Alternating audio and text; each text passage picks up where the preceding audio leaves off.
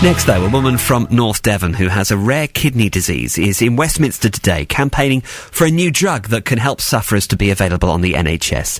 Alina Lilly from Barnstaple had to travel to Exeter 3 times a week for treatment before she was given the drug as part of a clinical trial. She joins us on Good Morning Devon. Alina, good morning. What difference has the drug made to your life?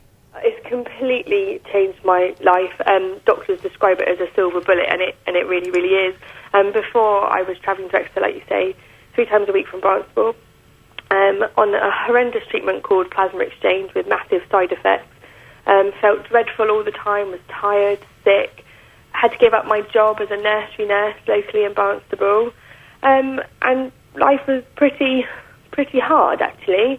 And then 3 years ago I got this amazing drug, aHUS, and my life's been turned around. I go to the hospital once a fortnight. I've gone back to my job as a nursery nurse full-time, and I'm really living life to the full now, which is really good. And so to be clear, this drug is currently not available on the NHS. It's got a huge cost attached to it, £250,000 per patient per year. Mm-hmm. But what I would say is, compared to the cost of not having the drug, this drug's, been proven to prevent death, prevent kidney failure, and with kidney failure comes a lot of other disorders as well, really. You have to go on dialysis, which in itself is an expense, and, the cost is probably just as much. I don't know figures exactly, but then what I'd also say is, can you really put a cost on the price of life? It's a good question, and is it £250,000 per year? How does it feel, Elena, to be affected by something so rare, and I guess something so specific, yet it's so expensive to treat? Yeah, well, obviously it's very rare, so there aren't very many of us. There's about 140 in the country. I've had a lot of support in recent months from, there's a support group that has been set up called aHUS UK.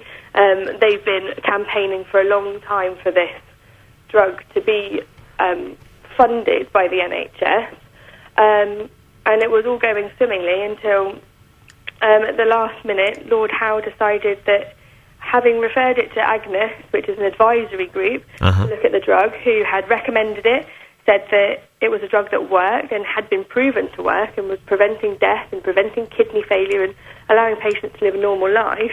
At the last sort of hurdle, Lord Howe made this devastating decision and said, actually, we need to refer it to NICE, another group, just on affordability issues. I was going to say, they say, Department of Health have told Good Morning Devon patients currently receiving the drug will continue to do so, and they say NHS England will consider any new funding requests until the watchdog NICE has completed its assessment to explore whether the drug should be routinely available on the NHS. What difference will it make, you going to Westminster? Hopefully it'll make a great difference, especially for those patients who are still on dialysis. They're in a real catch-22 situation. They're spending their lives on dialysis. A machine is keeping them alive, and they could have a normal life. If they had a transplant and this medicine, their lives could be as full as mine.